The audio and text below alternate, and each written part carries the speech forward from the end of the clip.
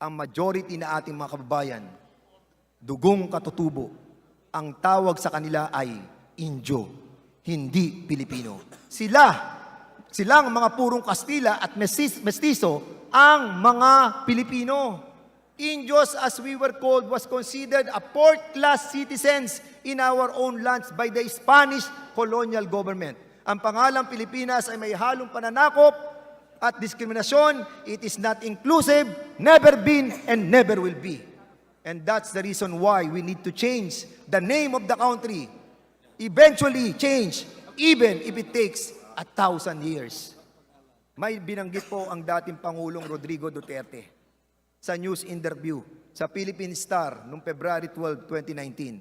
He suggested renaming the country. Duterte revived the idea advocated by then President Ferdinand Marcos Sr.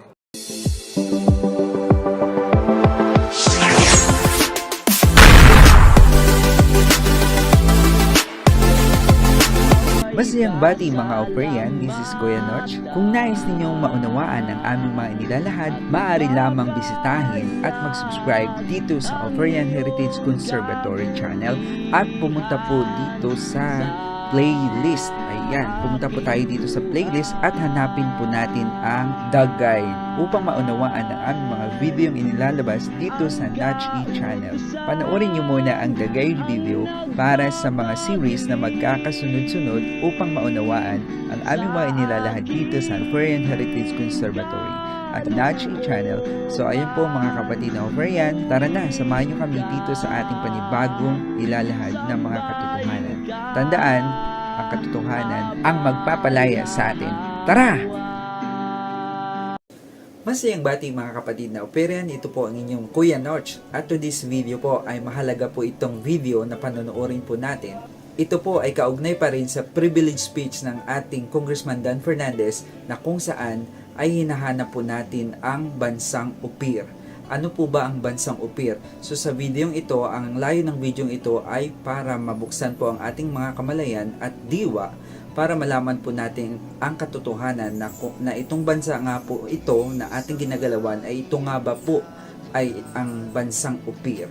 So tara mga kapatid na Operian, panunuorin po natin ito. Ang videong ito ay para sa ating mga mambabatas. So ngayon pong administrasyon naway mapansin po ito ng ating kasalukuyang Pangulo na si Pangulong Bongbong Marcos na kung saan naway mapansin po niya ang kahalagahan po nitong videong ito. Panahon na po sa ating mga mambabatas para hanapin po ang katotohanan dito sa ating tunay na pagkakilanlan. Saksihan po nating panoorin ito ng sabay-sabay. Tara na po.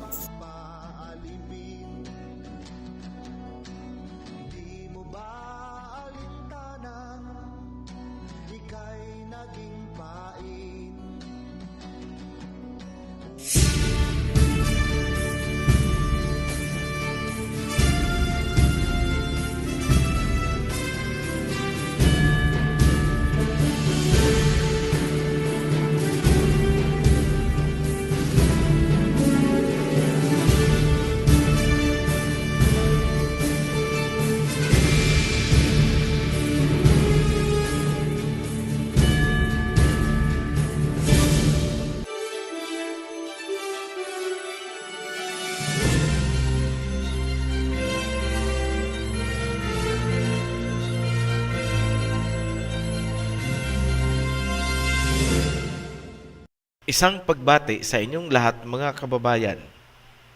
Ang video na ito ay mensahe para sa ating mahal na Pangulo, President Rodrigo Duterte, sa mga mambabatas at sa lahat ng mga kababayan. Nananawagan din kami sa mga mambabatas na may kaparehong pananaw ni na Honorable Representatives Rodante Marcoleta, Alfredo Garbin Jr., Aniceto Bertiz III, and Orestes Salon. Nawa ay unawain at i-consider ninyo ang aming sinasabi. Ang aming samahan sa advokasiyang ito ay patuloy na lumalaki. Sa maikling panahon, mayroon na tayong humigit kumulang 70 chapters and still counting. Kami ay nakahandang makiisa sa sinumang mambabatas na tutugon sa aming panawagan. Madalas nating kinakanta ang pambansang awit, ngunit hindi lubos na nauunawaan ang tunay na kahulugan ng mga katagang perlas ng silanganan at lupang hinirang. Layunin ng video na ito na maiparating sa ating Pangulo ang isang kahilingan ayon sa tunay na kahulugan ng mga katagang perlas ng silanganan at lupang hinirang. Let me lay down the premise na nakaligtaan ng ating mga local historians. Mahal na Pangulo, hindi po lingid sa iyong kaalaman ang pinagdaanan ng ating bansa at iba pang bansa ng Southeast Asia sa kamay ng mga dayuhan. Bago pa man dumating ang mga Kastila, sumisibol na ang sibilisasyon at masigla ang komersyo sa Southeast Asia na pinangungunahan ng mga Tsino. Ang ating bansa ay nakahugpong sa pandaigdigang Maritime Silk Road, kung kaya ang Metro Manila ay itinuring bilang Metropolis of the East. Ngunit ang lahat ay biglang nagbago noong sinakop tayo ng mga Kastila na halos umabot ng 4 na siglo.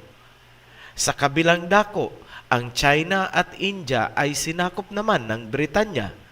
Dahil sa mga pangyayaring yan, nawala ang dating mapayapa at masiglang ugnayan ng mga bansa sa Southeast Asia.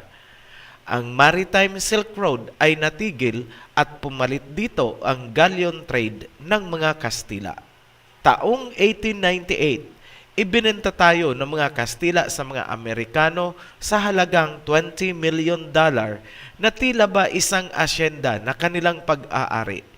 Kasama tayong mga tauhan sa pagbebenta ng lupaing hindi naman sa kanila. Binili tayo ng mga Amerikano hindi dahil sa nagmamalasakit, kundi dahil interesado sila sa economic resources at strategic location sa Asia. I challenge all historians to prove me wrong. Dahil sa mga pangyayari, nahihirapan na tayong bumalik sa dati nating kinalalagyan sa geopolitical relations sa Southeast Asia. Malaki kasi ang ipinagbago ng ating mga pag-uugali, kultura at ideolohiya. We are a lost generation and a lost nation. Hindi po pabulaklak na salita ang sinabi naming tayo ay lost generation and lost nation. Ipapaunawa namin yan sa pagpapatuloy. Mahal na Pangulo at mga kababayan, hindi lingid sa kaalaman ng lahat na ang kasalukuyang salitang Pilipinas or Philippines na pangalan ng ating bansa ay inilapat lamang sa atin ng mga Kastila bilang marka na tayo ay kanilang nasasakupan, the realm of King Philip of Spain. Kasabay ng pagpapalit ng ating pangalan, marahas din nilang ipinasok ang kanilang relihiyon, isang relihiyon na maraming pinadanak na dugo at kinitil na buhay sa kasaysayan ng mundo. Sobra tayong nabubulagan. Ngunit, gaya nga ng sinabi ng mahal na Pangulo, in about 25 years, mawawala ang Katolisismo dito sa ating bansa. Itong Katoliko na ito will disappear in almost 25 years. Wala na yan. Who needs a religion like that? Nagsisimula na po, mahal na Pangulo. Matutupad po ang iyong sinabi kung pakikinggan itong aming kahilingan. Kailangan munang maibalik ang ating tunay na identity. Ilalahad dito sa video ang mga katibayan kung sino talaga tayo sa Table of Nations from ancient history hanggang sa puntong pinalitan ng mga Kastila ang ating national identity. Hindi po Maharlika ang tunay na pangalan ng lupaing ito. Ang Maharlika ay walang sapat na basihan sa pinakamalalim na kasaysayan. I am talking about thousands of years in the deepest annals of history. Wala pong Maharlika doon. Para maarok ang merit ng aming kahilingan, kailangang masagot muna itong mga katanungan. Number 1, sino ba talaga ang mga Kastila na sumakop at nagpahirap sa atin? At number 2, ano ang tunay na pangalan ng ating lupain bago dumating ang mga Kastila? Sagutin ko ang unang tanong. Sino nga ba at ano ang mga Kastila? Para sa kaalaman ng lahat, ang mga Kastila na sumalakay sa atin ay walang iba kundi ang mga Canaanites na nasusulat sa Biblia, ang mortal na kaaway ng mga Hebrew-Israelites ni Jacob noong lumabas sila sa Egypt. I will prove my assertion objectively and historically, and I challenge all historians to prove me wrong. Naririto ang mga steps na ating gagamitin upang lumutang ang tunay na identity ng mga Kastila. Step number 1. Patutunayan ko na ang modern-day Spain o Espanya ay ang gadir ng mga Phoenicians. Step number 2. Patutunayan ko na ang mga Phoenicians ay ang mga Canaanites. Kung kaya, ang mga Kastila at ang mga Canaanites ay iisa, one and the same people. So, here we go. Step 1. Pagpapatunay na ang modern-day Spain ay ang gadir ng mga Phoenicians. First reference, Encyclopedia Britannica, entry for Cadiz, Spain. It reads, and I quote, traditionally said to be founded as gadir, meaning an enclosure, by Phoenician merchants from Tyre as early as 1100 BC.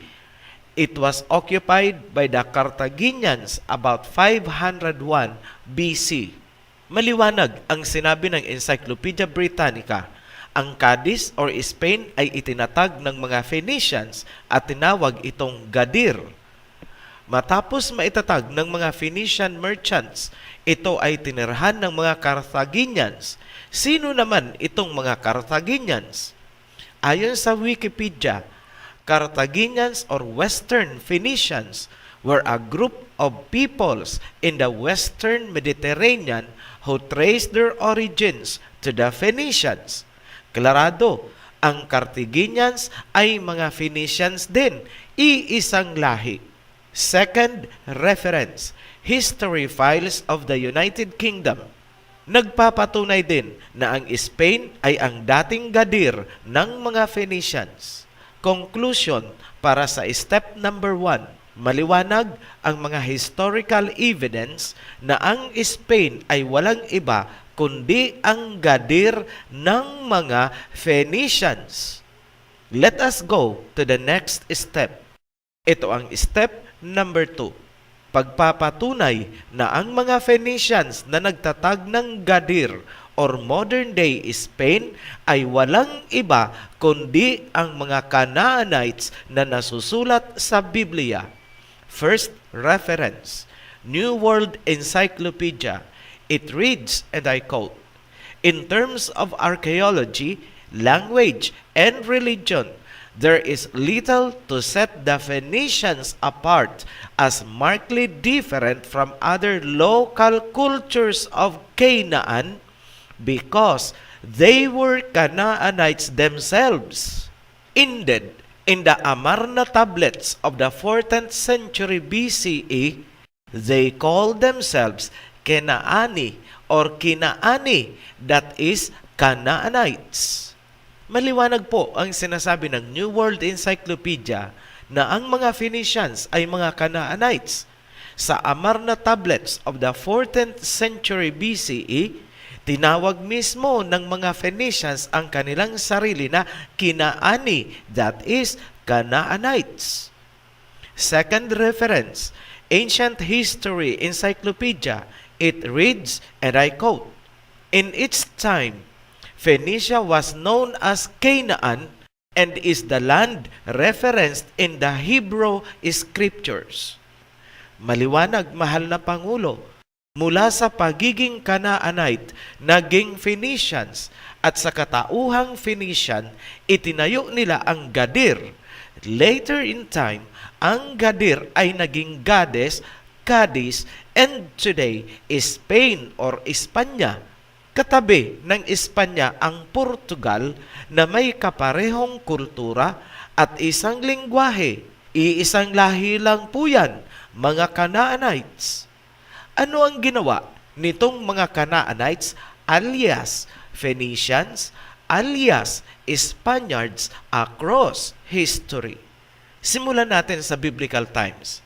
Pagkatapos ng baha, pinosisyonan ni Canaan ang isang lupain na nasa loob ng Shemite territory, kung kaya natawag itong Land of Canaan. Si Canaan ay hindi Shemite. Ang lupain na kanyang pinakialaman ay para sa mga descendants ni Shem o mga Shemites ayon sa pagkakahati ni Noah. Dito nagsimula ang kaguluhan na umabot hanggang sa atin dito sa silangan. Noong lumabas sa Egypt ang Israel ni Jacob, hindi nila matirhan ang lupain na para sana sa kanila sapagkat inunahan na sila doon ng mga Canaanites. Yan ang dahilan kung kaya dinigma sila at pinalayas ng mga Hebrews sa pangunguna ni Joshua.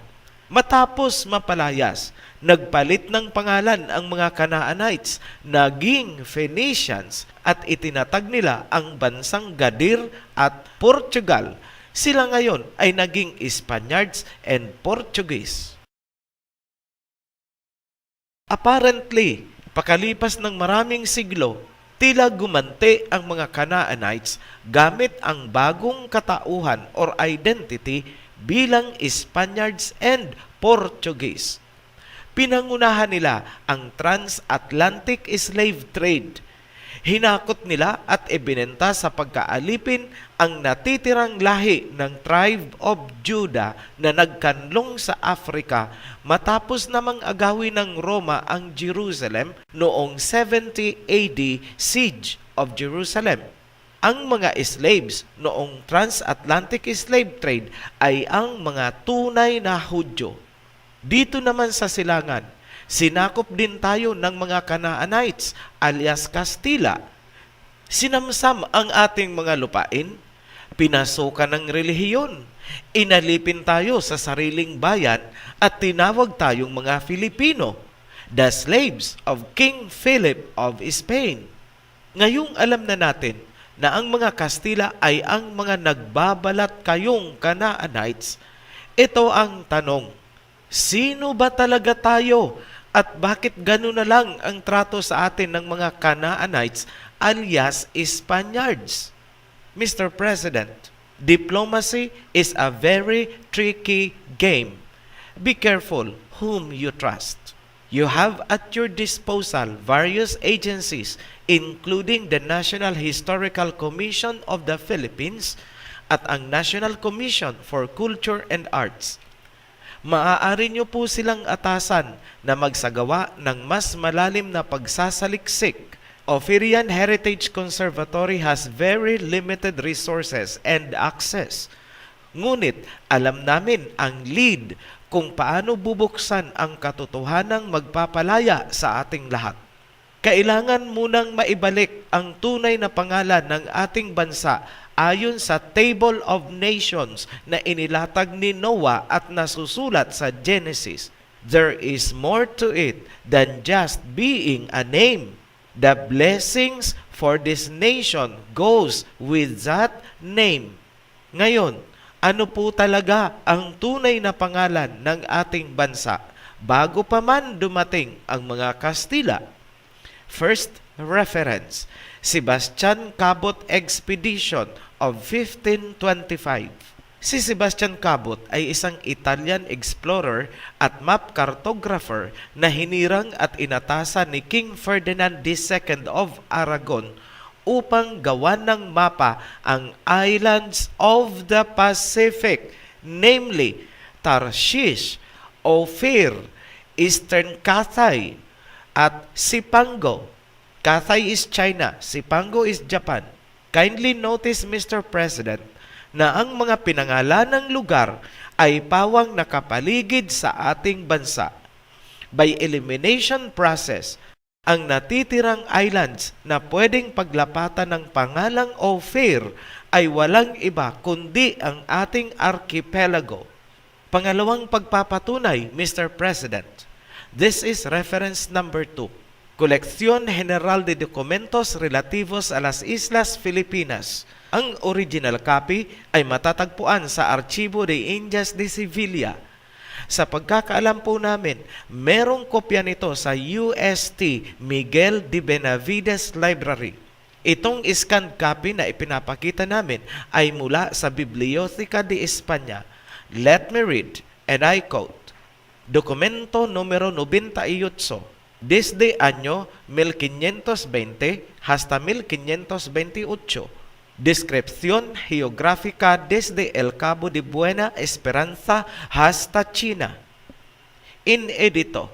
Estos son los lugares y puertos y islas principales que del Cabo de Buena Esperanza hasta los Lequios, co es lo que hasta agora más se ha descubierto y co más noticia tiene en Portugal.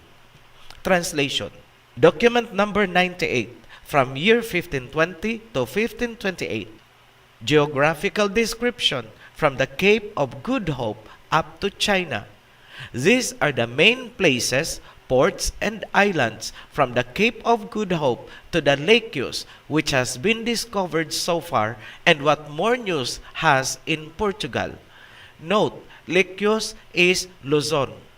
Ang dokumento ay isang detalyadong navigational guide kung paano matatagpuan ang Ophir mula sa Cape of Good Hope sa dulo ng Africa, dadaan sa India, to Burma, to Sumatra, to Moluccas, to Borneo, to Sulu, to China, then finally, sa harap ng China, Ophir.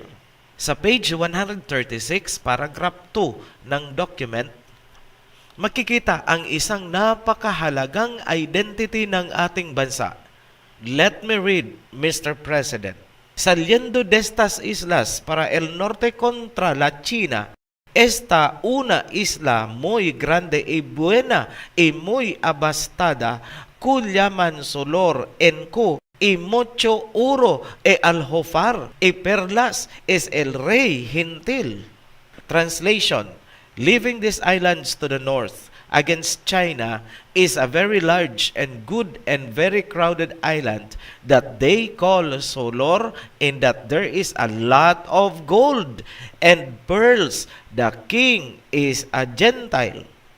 Inilarawan ang isang malaking island sa north na nasa harap ng China kung saan matatagpuan ang maraming gold and pearls at tinawag ng author na hintil ang hari. Sa pinaka-finale, ganito nila inilarawan ang kabuuan ng Ophir. Let me read, Mr. President. Lequios Ophir, de frente dista dicha China, esos tifas, están muchas islas a la mar e allende. Translation. Ophir, in front of China are many islands. Ang Ophir ay binubuo ng maraming isla na nasa harapan ng China. Sa muli, Mr. President, walang ibang lugar sa Asia Pacific na tumutugma sa description kundi ang ating archipelago. Paano po namin nasabi? Ayon sa dokumento. Number 1, ang Ophir ay binubuo ng maraming islands at nasa harap ng China.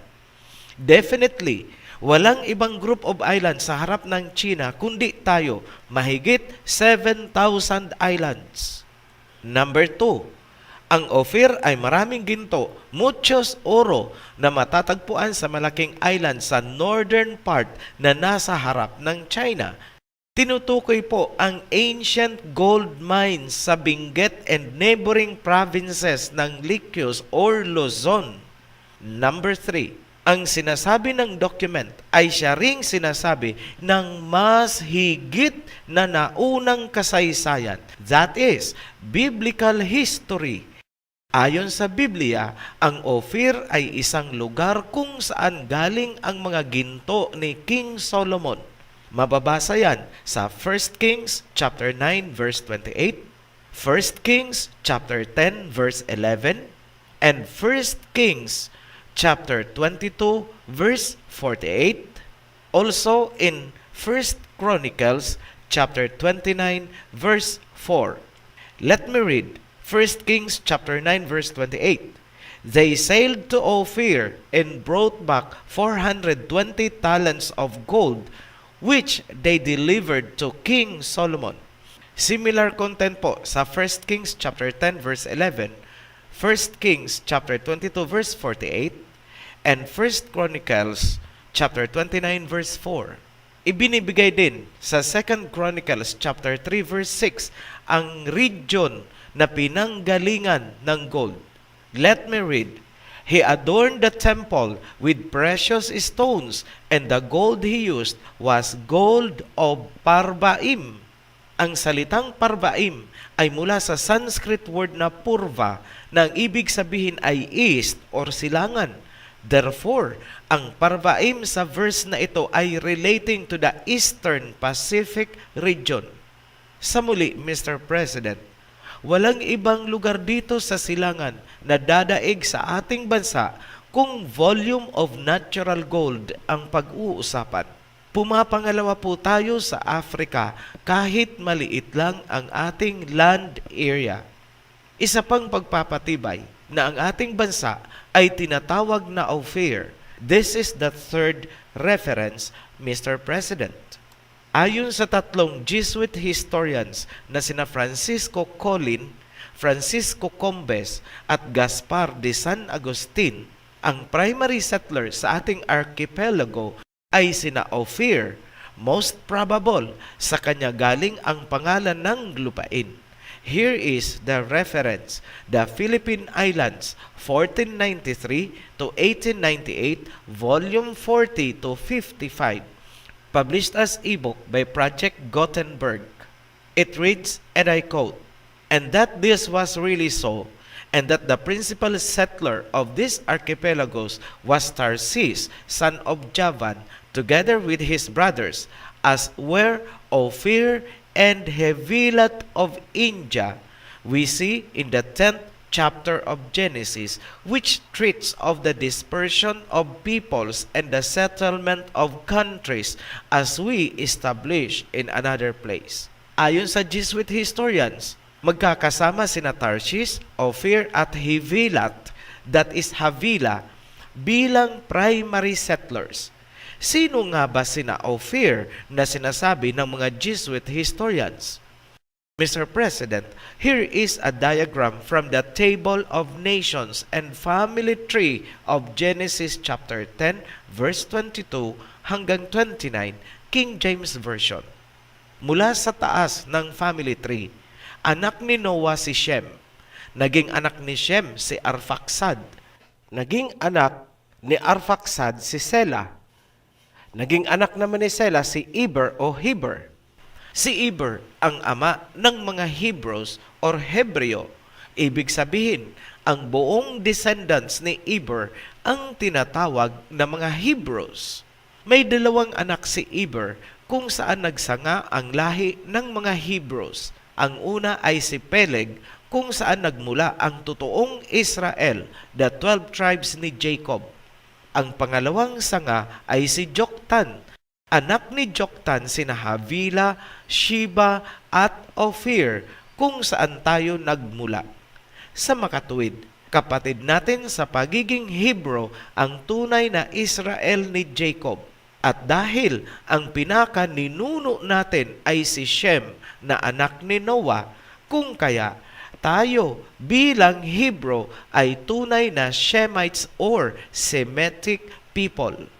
Historically and biblically, ang bansa natin ay Hebrew-Shemite nation na sinakop lamang ng mga Canaanites alias Spaniards. Pinalitan ang ating pangalan, pinasukan ng relihiyon upang kontrolin tayo bilang kanilang mga alipin. Ngayon, Mr. President, bakit gano'n na lang ang pagnanais ng mga Canaanites alias Phoenicians alias Kastila na tayo ay sakupin, kontrolin at alipinin? Simple lang, sapagkat alam nilang sila ay mga Canaanites at tayo ay mga Hebrew. Read between the lines, Mr. President, while keeping in mind the biblical past of the Hebrews versus Canaanites sa panahon ni Moses at Joshua. Marahil nagtataka po kayo, bakit hindi alam ng ating local historians ang mga bagay-bagay na ito? Simple lang po, sapagkat ang curriculum na kanilang inaral ay designed according to the European framework which dropped the true identity of the Hebrews from the annals of history. Hindi po pagiging makabayan ang tawaging Pilipino ang ating mga sarili at ang ating bansa ay tatawaging Pilipinas. Yan ay tatak ng ating pagiging busabos na alipin ng mga Canaanites alias Phoenicians alias Spaniards. Mahal na Pangulo, ito po ang aming kahilingan. Sana maibalik ang tunay na pangalan ng ating bansa bago matapos ang iyong termino. Let this country be called Ophir People's Republic. This is the biblical Ophir, the pride of the East since the days of King Solomon. Ito ang lupang hinirang na pinagkunan ng mga ginto at iba pang materyales para sa templo ng totoong may likha ng buong universe. Mr. President, take a closer look at our native tribes. Ang mga lumad, along with other tribes, makikita nyo pa rin po sa kanila ang traces ng pagiging Hebrew tulad ng animal sacrifice. Tingnan nyo po ang buklog ng mga subanin sa Sambuanga, ang harvest offerings ng mga Ifugao. Tingnan nyo po ang ating pambansang sayaw na tinikling. Yan ay sayaw ng Manasseh tribe, ang isa sa 12 tribes of Jacob through Joseph. Maraming lugar at bundok sa atin ang nagtataglay ng Hebreyong pangalan. Just to mention a few, Mr. President. Hindi na po mahalaga, Mr. President, kung sino ako at sino kami. Just call us the voice of the East, ang boses ng silangan. Kayo lang po, mahal na Pangulo, ang nakikita naming may matatag na kalooban, paninindigan at political will upang tugunan itong kahilingan.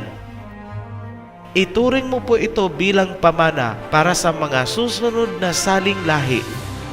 All in the name of truth, the truth that will set us free.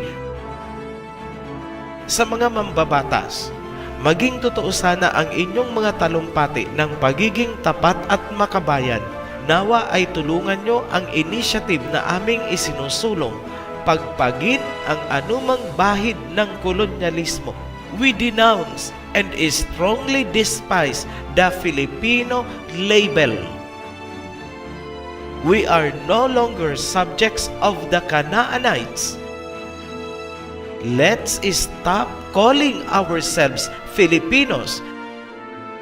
Stop the shame. We will forever shout, Ophir People's Republic. We are Ophirians, the Hebrew Shemites of the East. Once again, our beloved President, let this be your most invaluable legacy. Bring back our heritage, that is our very own Ophirian Hebrew identity. Yan po para sa amin ang pinakapangunahing kahulugan ng salitang soberanya. Maraming salamat po and be blessed, Mr. President. Para sa mga naniniwala sa ating advocacy, pakishare po itong video para mas dumami pa ang nakakaalam. Let us create awareness. Huwag po sanang sasabayan ng mga personal interests. Share the link para makarating sila sa Ophirian Heritage Channel at tayo ay mapag-isa. Maraming salamat po. Be blessed. Shalom. So ayun na nga mga kapatid at mga kababayan, napakinggan nyo po ang boses ng silangan. So nasa inyo na po ngayon ang pagpapasya, mga kapatid, mga kababayan, kung paano po natin itong maipalaganap itong mga salita. Ayan, itong video na ito. Ito po ay para sa Pangulong Duterte, kaya lamang po ay hindi po ito napansin, dahil kung napansin po ito ay nagawa po ito sa kanyang kapanahunan. Ngunit po ngayon po ay kapanahunan na po ng ating Pangulong Ferdinand Marcos Jr. Ayan, so naway makarating po ito sa ating Pangulo, at ang kahilingan na po ito ay makarating na malaman ang ating tunay na identity. So tunay nga po na ang ating pagiging Pilipino ay isang alipin, o di ba? Ang pagiging Pilipino natin ay nagpapakilala lamang na tayo ay alipin ni King Philip, ayan, ng Spain. So di ba po, nakita nyo po kung gaano po katotoo itong mga ebidensya na ipinakita ng Offerent Heritage Conservatory, para po malaman po ninyo ang katotohanan at maintindihan nyo po dito ang mga video na aming inilalabas. Maaari po lamang na panoorin nyo po ang Offerent Heritage Conservatory at hanapin nyo po ang The Guide. At hindi lamang po para maintindihan nyo po lalo po itong ating series na pinapanood, panoorin nyo po ang World Territory Series. Dito nyo po malalaman kung ano po ang aming pinagsasabi rito sa Natch E Channel. So maraming salamat po muli mga kapatid, at sa mga susunod pa nga po at hanapin po natin ang ating tunay na identity. So mga kapatid, salamat po. Ito po muli ang inyong Kuya Notch. Be blessed. Shalom.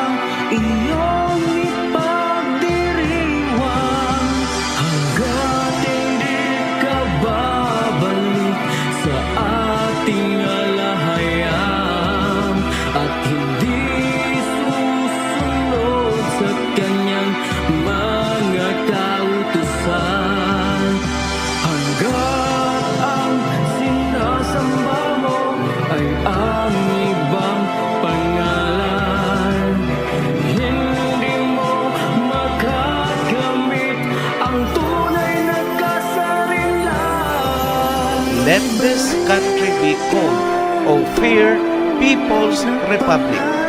This is the biblical Ophir, the pride of the East since the days of King Solomon. Ito ang lupang hinirang na pinagkuran ng mga ginto at iba pang materyales para sa templo ng totoong may likha ng buong universe. Nagkaroon po ng groundbreaking last January 2, 2022. Ating iukit sa puso at diwa ang katotohanan ng pangansumpay maputo sa ating lupa.